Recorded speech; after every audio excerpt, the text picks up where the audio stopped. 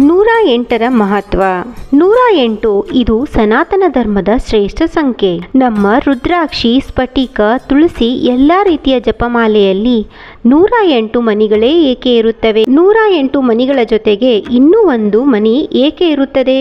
ದೇವರ ಅಷ್ಟೋತ್ತರಗಳಲ್ಲಿ 108 ದೇವರ ನಾಮಗಳೇಕೆ? ಹಾಗೂ 108ರ ರಹಸ್ಯ ಏನು ಎಂದು ತಿಳಿಯೋಣ. ನಮಸ್ಕಾರ, ಧರ್ಮ ಸಂಪದ ವಾಹಿನಿಗೆ ಸ್ವಾಗತ. ಧರ್ಮ ಗ್ರಂಥಗಳಲ್ಲಿ 108 ಸಂಖ್ಯೆಯು ಆಳವಾದ ಪ್ರಾಮುಖ್ಯತೆಯನ್ನು ಹೊಂದಿದೆ. ಇದು ದೈವಿಕ ಶಕ್ತಿ ಮತ್ತು ದೈವಿಕ ಸಂಪರ್ಕವನ್ನು ಪ್ರತಿನಿಧಿಸುತ್ತದೆ. ಇದು ಗಣಿತದ ಲೆಕ್ಕಾಚಾರಗಳು, ಜ್ಯೋತಿಷ್ಯ, ಯೋಗದ ಧ್ಯಾನ, ಚಕ್ರಗಳು, ಆಯುರ್ವೇದ, ಸೂರ್ಯ ನಮಸ್ಕಾರಗಳು, ಮಂತ್ರ ಧ್ಯಾನ, ಪವಿತ್ರ ಗ್ರಂಥಗಳು, ಆಸನಗಳು ಮತ್ತು ಉಸಿರಾಟದ ಕೆಲಸಗಳೊಂದಿಗೆ ಸಂಬಂಧ ಹೊಂದಿದೆ. 108ರ ಮಹತ್ವವನ್ನು ಆಧ್ಯಾತ್ಮಿಕವಾಗಿ ಹೇಳುವುದಾದರೆ, ಹಿಂದೂ ಸಂಪ್ರದಾಯ ಪ್ರಕಾರ ಮುಖ್ಯ ಶಿವಗಣಗಳು 108 ಸಂಖ್ಯೆಯಲ್ಲಿದ್ದಾರೆ. ಹೀಗಾಗಿ ಶಿವನ ಧ್ಯಾನಕ್ಕೆ 108 ಮಣಿಗಳ ಮಾಲಾವನ್ನು ಬೆಳೆಸುತ್ತಾರೆ. ಬೃಂದಾವನದಲ್ಲಿ ಕೃಷ್ಣನ ಗೋಪಿಕೆಯರೆಂದು ಕರೆಯಲ್ಪಡುವ 108 ಅನುಯಾಯಿಗಳನ್ನು ಹೊಂದಿದ್ದನು. ಕೃಷ್ಣನ ಅನುಯಾಯಿಗಳೂ ಸಹ 108 ಮಣಿಗಳ ಮಾಲಾವನ್ನು ಬಳಸುತ್ತಾರೆ. ನಾರಾಯಣನ ಸುದರ್ಶನ ಚಕ್ರವೂ ಸಹ 108 ದಾದರ ಅಂಚುಗಳನ್ನು ಹೊಂದಿದೆ. ಮುಕ್ತಿಕಾ ನಿಯಮದ ಪ್ರಕಾರ 108 ಉಪನಿಷತ್ತುಗಳನ್ನು ಹೊಂದಿದೆ. ಯೋಗದ ಧ್ಯಾನದಲ್ಲಿ 108ರ ಮಹತ್ವ. ವೈದಿಕ ಸಾಹಿತ್ಯದ ಪ್ರಕಾರ ಆತ್ಮವು ಸ್ಥೂಲ ಮತ್ತು ಸೂಕ್ಷ್ಮ ದೇಹದಲ್ಲಿ ಆವರಿಸಿದೆ. ಸ್ಥೂಲ ದೇಹವು ಪಂಚಭೂತಗಳಾದ ಭೂಮಿ, ಗಾಳಿ, ನೀರು, ಬೆಂಕಿ ಮತ್ತು ಆಕಾಶಗಳಿಂದ ಕೂಡಿದೆ. ಮನಸ್ಸು, ಅಹಂಕಾರ ಮತ್ತು ಬುದ್ಧಿವಂತಿಕೆಯು ಸೂಕ್ಷ್ಮ ದೇಹವನ್ನು ರೂಪಿಸುತ್ತದೆ. ಸೂಕ್ಷ್ಮ ದೇಹವು ಭೌತಿಕ ದೇಹಕ್ಕೆ ಸಂಬಂಧಿಸಿದೆ. ಹೀಗಾಗಿ ಒಂದರ ಸ್ಥಿತಿಯ ಇನ್ನೊಂದರ ಸ್ಥಿತಿಯ ಮೇಲೆ ಪರಿಣಾಮ ಬೀರುತ್ತದೆ. ಧ್ಯಾನದಿಂದ ಸೂಕ್ಷ್ಮವಾದ ಧನಾತ್ಮಕವಾಗಿ ಪರಿಣಾಮ ಬೀರುತ್ತವೆ ಮತ್ತು ಇದು ದೈಹಿಕ ಮೇಲೆ ಉತ್ತಮ ಪರಿಣಾಮ ಬೀರುತ್ತದೆ. ಇದು ವಿಶಿಷ್ಟವಾಗಿ ಸೂಕ್ಷ್ಮತೆಯನ್ನು ಹೆಚ್ಚಿಸುತ್ತದೆ. ಈ ಎರಡು ಕಾಯಗಳ ನಡುವೆ ಉತ್ತಮ ಸಂಪರ್ಕವನ್ನು ಕಾಪಾಡಿಕೊಳ್ಳಲು 108ರ ಅಗತ್ಯವಿದೆ. ಧರ್ಮಗ್ರಂಥಗಳ ಪ್ರಕಾರ ದೇಹದಲ್ಲಿ ಮುಖ್ಯವಾಗಿ 7 ಚಕ್ರಗಳಿವೆ ಮತ್ತು ಅವುಗಳನ್ನು ಶಕ್ತಿಯ ಸ್ತಂಭಗಳೆಂದು ಕರೆಯುತ್ತಾರೆ. ಅದು ಬೆನ್ನುಮೂಳೆಯ ಬುಡದಿಂದ ತಲೆ ಭಾಗದವರೆಗೆ ವಿಸ್ತಾರವಾಗಿದೆ. ಎದೆಯ ಮಧ್ಯಭಾಗದಲ್ಲಿ ನೆಲೆಗೊಂಡಿರುವ ಹೃದಯ ಚಕ್ರವು ಬೇಷರತ್ತಾಗಿ ಪ್ರೀತಿಯ ಸಾಮರ್ಥ್ಯವನ್ನು ಪ್ರತಿನಿಧಿಸುತ್ತದೆ. ಅವರು ಹೃದಯ ಚಕ್ರ ತೆರೆಯುವಾಗ ಒಬ್ಬೊಬ್ಬರು ಕ್ಷಮೆ, ಗೌರವ, ಸಹಾನುಭೂತಿ ಮತ್ತು ಸಂಪರ್ಕವನ್ನು ಪ್ರದರ್ಶಿಸಬಹುದು. ಹೃದಯ ಚಕ್ರವು 108 ಶಕ್ತಿ ರೇಖೆಗಳನ್ನು ಒಳಗೊಂಡಿದೆ. ಸೂರ್ಯ ನಮಸ್ಕಾರವು 12 ಭಂಗಿಗಳು ಮತ್ತು 9 ಸುತ್ತುಗಳ ಸರಣಿಯಾಗಿದ್ದು ಅದು ಸೂರ್ಯ ದೇವರನ್ನು ಗೌರವಿಸುತ್ತದೆ. ಮಂತ್ರ ಧ್ಯಾನದ ಸಮಯದಲ್ಲಿ 108 ಮಣಿಗಳ ಮಾಲಾವನ್ನು ಬಳಸಲಾಗುತ್ತದೆ. ಆಯುರ್ವೇದದ ಪ್ರಕಾರ 108ರ ಮಹತ್ವ. ನಮ್ಮ ದೇಹದಲ್ಲಿ 108 ಮರ್ಮ ಬಿಂದುಗಳಿವೆ, ಅಂದರೆ ಜೀವಶಕ್ತಿಗಳ ಪ್ರಮುಖ ಅಂಶಗಳು ಎಂದರ್ಥ. ಅದಕ್ಕಾಗಿಯೇ ಎಲ್ಲ ಮಂತ್ರಗಳನ್ನು 108 ಬಾರಿ ಜಪಿಸಲಾಗುತ್ತದೆ. ಏಕೆಂದರೆ ಪ್ರತಿಯೊಂದು ಪಠಣವು ನಮ್ಮ ಭೌತಿಕ ಆತ್ಮದಿಂದ ನಮ್ಮ ಆಧ್ಯಾತ್ಮಿಕ ಆತ್ಮದ ಕಡೆಗೆ ಪ್ರಯಾಣವನ್ನು ಪ್ರತಿನಿಧಿಸುತ್ತದೆ. ಪ್ರತಿಯೊಂದು ಪಠಣವು ನಮ್ಮನ್ನು ಒಂದು ಘಟಕವನ್ನು ನಮ್ಮ ದೇವರಿಗೆ ಹತ್ತಿರ ತರುತ್ತದೆ ಎಂದು ನಂಬಲಾಗುತ್ತದೆ. ಜ್ಯೋತಿಷ್ಯದ ಪ್ರಕಾರ 108ರ ಮಹತ್ವ. ಸೂರ್ಯ, ಭೂಮಿ, ಚಂದ್ರನ ಅಂದಾಜು ಸಂಬಂಧಗಳೊಂದಿಗೆ ಗಮನಿಸಬಹುದು. ಸೂರ್ಯನ ವ್ಯಾಸವು ಭೂಮಿಯ ವ್ಯಾಸಕ್ಕಿಂತ 108 ಪಟ್ಟು ಹೆಚ್ಚು. ಸೂರ್ಯನಿಂದ ಭೂಮಿಗೆ ಇರುವ ಅಂತರವು ಸೂರ್ಯನ ವ್ಯಾಸದ 108 ಪಟ್ಟು ಹೆಚ್ಚಿಗೆಯಾಗಿದೆ. ಭೂಮಿಯಿಂದ ಚಂದ್ರನ ಅಂತರವು ಚಂದ್ರನ ವ್ಯಾಸಕ್ಕಿಂತ 108 ಪಟ್ಟು ಹೆಚ್ಚಿದೆ.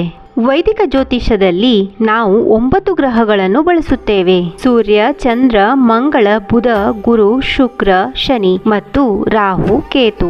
ಮತ್ತು ರಾಶಿ ಚಕ್ರದಲ್ಲಿ 12 ರಾಶಿಗಳಿವೆ. ಮೇಷ, ವೃಷಭ, ಮಿಥುನ, ಕಟಕ, ಸಿಂಹ, ಕನ್ಯಾ, ತುಲಾ, ವೃಶ್ಚಿಕ, ಧನು, ಮಕರ, ಕುಂಭ ಮತ್ತು ಮೀನ. 9 ಗ್ರಹಗಳು 12 ಮನೆಗಳ ಮೂಲಕ ಹಾದು ಹೋಗುತ್ತವೆ. 12 ಮತ್ತು 9 ಗುಣಿಸಿದಾಗ 108 ಬರುತ್ತದೆ. ಜೊತೆಗೆ 27 ನಕ್ಷತ್ರ ಪುಂಜಗಳು ಅಥವಾ ನಕ್ಷತ್ರಗಳಿವೆ. ಅವುಗಳಲ್ಲಿ ಪ್ರತಿಯೊಂದು ನಿರ್ದಿಷ್ಟ ದಿಕ್ಕನ್ನು, ಅಂದರೆ ಉತ್ತರ, ದಕ್ಷಿಣ, ಪೂರ್ವ, ಪಶ್ಚಿಮ ಆಕ್ರಮಿಸಿಕೊಳ್ಳಬಹುದು. ಆದ್ದರಿಂದ 27ನ್ನು 4ರಿಂದ ಗುಣಿಸಿದಾಗ 108 ಸಮನಾಗಿರುತ್ತದೆ. ವೈದಿಕ ಜ್ಯೋತಿಷವು ಚಂದ್ರ ಆಧಾರಿತ ಸಂಪ್ರದಾಯವಾಗಿದೆ. ಬೆಳ್ಳಿಯು ಚಂದ್ರನೊಂದಿಗೆ ಪರಸ್ಪರ ಸಂಬಂಧ ಹೊಂದಿದೆ. ಬೆಳ್ಳಿಯ ಪರಮಾಣು ತೂಕ 108. ಜ್ಯೋತಿಷ್ಯವನ್ನು ಸಾಕಷ್ಟು ಅತ್ಯಾಧುನಿಕ ವಿಜ್ಞಾನವೆಂದು ಪರಿಗಣಿಸಲಾಗುತ್ತದೆ. ಋಷಿಗಳು ರಾಜ್ಯದ ವಿಷಯಗಳಲ್ಲಿ ಆಡಳಿತಗಾರರಿಗೆ ಸಲಹೆ ನೀಡಲು ಬಳಸುತ್ತಿದ್ದರು. ಇತ್ತೀಚಿನ ದಿನಗಳಲ್ಲಿ ಮದುವೆ ಜೋಡಿಗಳನ್ನು ಹೊಂದಿಸುವುದರ ಜೊತೆಗೆ ವ್ಯಕ್ತಿಯ ಕರ್ಮಗಳನ್ನು ಗ್ರಹಿಸಲು ಸಹ ಇದನ್ನು ಬಳಸಲಾಗುತ್ತದೆ. ಶ್ರೀಯಂತ್ರದಲ್ಲಿ 108ರ ಮಹತ್ವ. ಶ್ರೀಯಂತ್ರದಲ್ಲಿ 3 ರೇಖೆಗಳು ಛೇದಿಸುವ ಮರ್ಮ ಬಿಂದುಗಳು ಅಥವಾ ಶಕ್ತಿ ಕೇಂದ್ರಗಳಿವೆ. ಇವುಗಳಲ್ಲಿ 54 ಛೇದಕಗಳಿವೆ. ಪ್ರತಿಯೊಂದು ಛೇದಕವು ಪುರುಷ ಮತ್ತು ಸ್ತ್ರೀ ಗುಣಮಟ್ಟವನ್ನು ಹೊಂದಿದೆ. ಹೀಗಾಗಿ 54 2ರಿಂದ ಗುಣಿಸಿದಾಗ 108 ಬರುತ್ತದೆ. ಶ್ರೀಚಕ್ರವು ಬ್ರಹ್ಮಾಂಡದ ಸೂಕ್ಷ್ಮ ರೂಪವಾಗಿದೆ ಎಂದು ಹೇಳಲಾಗುತ್ತದೆ. ಹರ್ಷದ್ ಸಂಖ್ಯೆ. ಪ್ರಾಚೀನ ವೈದಿಕ ಋಷಿಗಳು ಗಣಿತಜ್ಞರು ಅವರು ತಮ್ಮ ಸಂಖ್ಯೆಯ ವ್ಯವಸ್ಥೆಯನ್ನು ರೂಪಿಸಿದರು. 108 ಸಂಖ್ಯೆಯನ್ನು ಹರ್ಷದ್ ಸಂಖ್ಯೆ ಎಂದು ಕರೆಯಲಾಗುತ್ತದೆ. ಇದು ಅದರ ಅಂಕೆಗಳ ಮೊತ್ತದಿಂದ ಭಾಗಿಸಬಹುದಾದ ಪೂರ್ಣಾಂಕವಾಗಿದೆ. ಹರ್ಷದ್ ಪದವನ್ನು ಸಂತೋಷ ನೀಡುವವನು ಎಂದು ಅನುವಾದಿಸಲಾಗುತ್ತದೆ. ಹೀಗಾಗಿ 108 ಸಂಖ್ಯೆಯು ನಮ್ಮ ವಿಶ್ವದಲ್ಲಿ ಸಂಪೂರ್ಣ ಅಸ್ತಿತ್ವವನ್ನು ಪ್ರತಿನಿಧಿಸುತ್ತದೆ. ಪವಿತ್ರ ಗ್ರಂಥಗಳಲ್ಲಿ 108ರ ಮಹತ್ವ. ಪ್ರತಿಯೊಬ್ಬ ವ್ಯಕ್ತಿಯು ಅನನ್ಯವಾಗಿರುವುದರಿಂದ ಅವರೆಲ್ಲರೂ ದೈವಿಕ ಶಕ್ತಿಗಳನ್ನು ಸಂಪರ್ಕಿಸಲು ವಿಭಿನ್ನ ಮಾರ್ಗಗಳನ್ನು ಕಂಡುಕೊಂಡಿದ್ದಾರೆ. ಪವಿತ್ರ ಗ್ರಂಥಗಳನ್ನು ಅಧ್ಯಯನ ಮಾಡುವುದು ಒಂದು ಧ್ಯಾನವಾಗಿದೆ. ಆಧ್ಯಾತ್ಮಿಕ ತಿಳುವಳಿಕೆಯು ಬುದ್ಧಿಯನ್ನು ಶುದ್ಧೀಕರಿಸುತ್ತದೆ. ಆಧ್ಯಾತ್ಮಿಕ ಮಾರ್ಗದರ್ಶನವನ್ನು ನೀಡಲು ಮತ್ತು ಬುದ್ಧಿವಂತ ನಿರ್ಧಾರಗಳನ್ನು ತೆಗೆದುಕೊಳ್ಳಲು ಅನುವು ಮಾಡಿಕೊಡುತ್ತದೆ. ವೇದಗಳು ಬರೆಯಲು ಬಳಸುವ ಪ್ರಾಚೀನ ಭಾಷೆಯಾದ ಸಂಸ್ಕೃತದಲ್ಲಿ 52 ಅಕ್ಷರಗಳಿವೆ. ಸ್ತ್ರೀಲಿಂಗವನ್ನು ಶಕ್ತಿ ಎಂದು ಮತ್ತು ಪುಲ್ಲಿಂಗವನ್ನು ಶಿವ ಎಂದು ಅಕ್ಷರಗಳ 108 ಸಂಭವನೀಯ ಯೋಜನೆಗಳಿವೆ. 108 ಉಪನಿಷತ್ಗಳು ವೈದಿಕ ನಂಬಿಕೆಗಳನ್ನು ವಿವರಿಸುವ ಬರಹಗಳಲ್ಲಿ ಸಂಗ್ರಹವಾಗಿದೆ. ಜಪಮಾಲೆಯಲ್ಲಿ 108 ಮಣಿಗಳ ಜೊತೆಗೆ ಮತ್ತೊಂದು ಮಣಿ ಇರುತ್ತದೆ.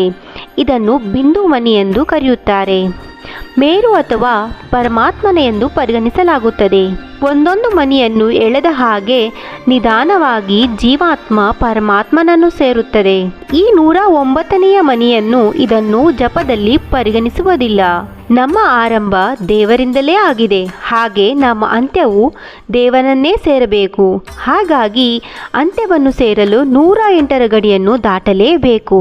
ಇಲ್ಲಿ ಒಂದನ್ನು ದೇವರು ಎಂದು ಕರೆಯುತ್ತಾರೆ, ಶೂನ್ಯವನ್ನು ನಶ್ವರ ಎಂದು ಕರೆಯುತ್ತಾರೆ ಮತ್ತು 8ನ್ನು ಮುಕ್ತಿ ಅಥವಾ ಇನ್ಫಿನಿಟಿ ಎಂದು ಕರೆಯುತ್ತಾರೆ.